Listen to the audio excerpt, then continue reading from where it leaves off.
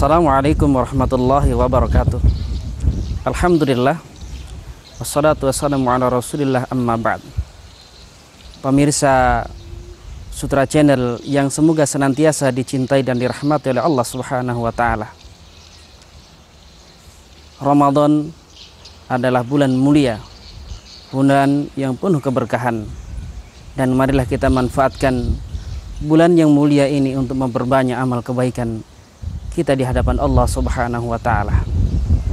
Pemirsa sekalian, ada satu hadis dari Rasulullah sallallahu alaihi wasallam yang diriwayatkan oleh sahabat beliau Abu Hurairah radhiyallahu anhu, yang patut bisa kita jadikan renungan dalam bulan suci Ramadan ini untuk meningkatkan semangat kita dalam beramal. Pemirsa Sutra Channel sekalian yang semoga senantiasa dicintai dan dirahmati oleh Allah Subhanahu wa Ta'ala. Rasulullah sallallahu alaihi wasallam bersabda, "Sab'atun yudhilluhumullahu fi dhilli yauma la dhilla illa dhilluh." Ada tujuh golongan orang yang nanti akan mendapatkan naungan dari Allah Subhanahu wa Ta'ala di hari yang tidak ada naungan kecuali milik Allah Subhanahu wa Ta'ala, yaitu di padang mahsyar, di hari yang sangat dahsyat, di mana matahari didekatkan dan manusia dikumpulkan dalam keadaan telanjang kaki dan belum dihitan. Pemirsa sekalian,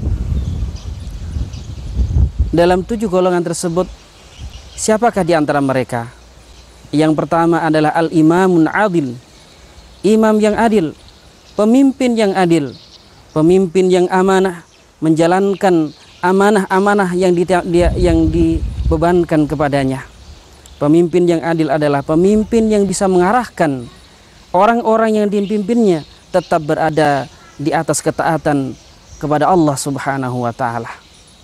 Kemudian yang kedua, syabun nasya'u fi ibadati rabbih, yaitu seorang pemuda yang menghabiskan masa mudanya untuk beribadah kepada Allah Subhanahu wa Ta'ala.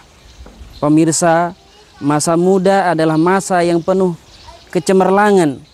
Banyak anak muda yang mereka lalai, ya, karena masa mudanya dia lalai untuk beriman kepada Allah Subhanahu wa Ta'ala. Mereka lalai untuk melakukan ketaatan kepada Allah Subhanahu wa Ta'ala.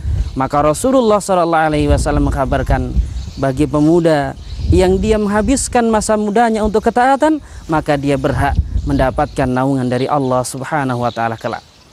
Kemudian yang ketiga, yaitu rajulun qalbu mu'allaku fi masajid, seorang yang hatinya senantiasa terpaut dengan masjid. Tentunya di sini adalah laki-laki yang senantiasa hatinya terpaut oleh masjid, ya, karena kalau perempuan dia lebih utama waktunya adalah di rumah. Adapun laki-laki hatinya yang senantiasa terpaut dengan masjid. Ketika ada panggilan azan, hayya 'alas shalah, hayya 'alal falah, maka dia bersegera untuk memenuhi panggilan tersebut. Orang yang terpaut dengan masjid bisa jadi adalah orang yang senantiasa menunggu waktu-waktu sholat, ya. Dia tidak langsung pulang tetapi menunggu waktu sholat yang lainnya. Pemirsa yang budiman, golongan yang keempat adalah rajulani, dua orang, tahabba fillah, dia saling mencintai karena Allah Subhanahu wa Ta'ala, di mana ijtama alaihi wa tafarraqa alaihi, dia berkumpul karena ketaatan kepada Allah dan berpisah karena Allah Subhanahu wa Ta'ala. Dua orang yang membangun ikatan ukhuwah, ikatan cinta, bukan karena urusan dunia, bukan karena harta, akan tetapi karena ketaatan kepada Allah Subhanahu wa Ta'ala. Yang keempat dari tujuh golongan yang berhak mendapatkan naungan dari Allah Subhanahu wa Ta'ala adalah rajulun da'atuhum ra'atun, seseorang yang didatangi oleh perempuan yang cantik, yang memiliki nasab, diajak untuk berzina, ya.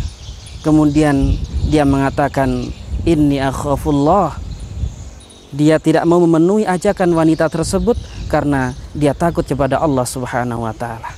Maka bagi laki-laki yang seperti ini, yang dia bisa mengelak dari azakan berzina dari perempuan, maka dia nanti berhak mendapatkan naungan, mendapatkan pertolongan Allah Subhanahu wa taala di akhirat kelak, di mana tidak ada naungan kecuali milik Allah Subhanahu wa taala. Yang kelima dari 7 golongan yang berhak mendapatkan naungan Allah nanti adalah rajulun tasaddaqa bi sadaqatin, seseorang yang bersedekah dengan sedekah fa akhfaha, yang dia sembunyikan, hatta la ta'lam ya shimaluhu ma tanfaqa yaminuhu, yaitu seseorang yang berinfak secara sembunyi-sembunyi sampai tangan kanannya, ya Rasulullah perumpamakan yang paling dekat, tangan kirinya tidak mengetahui apa yang diinfakkan oleh tangan kanannya. Ini adalah sebagai tanda bahwasanya berinfak secara sembunyi-sembunyi itu lebih afdal, lebih utama, ya, karena dia bisa menjauhkan seseorang dari riya.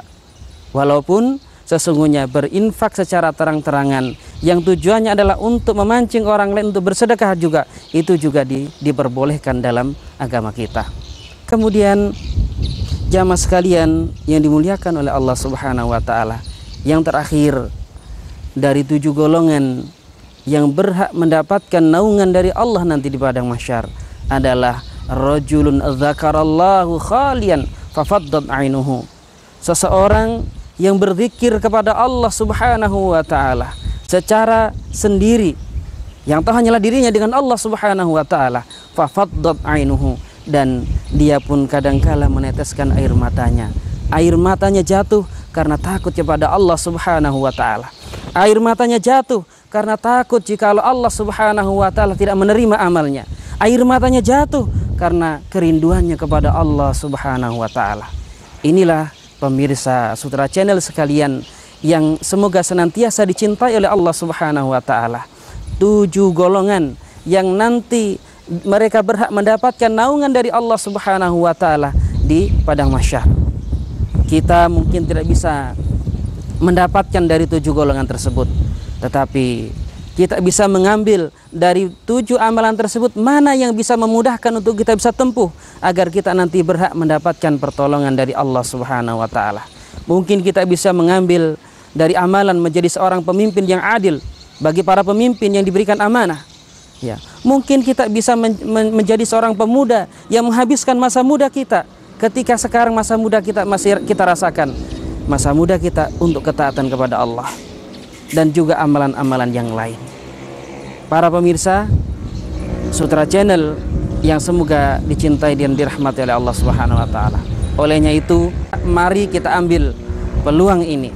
Mari kita ambil peluang di bulan suci Ramadan ini untuk bisa mengamalkan amalan-amalan yang mana yang mudah bisa kita lakukan sehingga kita mendapatkan keutamaan tersebut, mendapatkan naungan dari Allah Subhanahu wa taala kelak di padang mahsyar.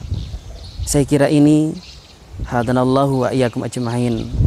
Subhanakallah bihamdik asyhadu an la ilaha illa anta astaghfiruka wa atubu ilaik. Alhamdulillahi rabbil alamin. Wassalamualaikum warahmatullahi wabarakatuh.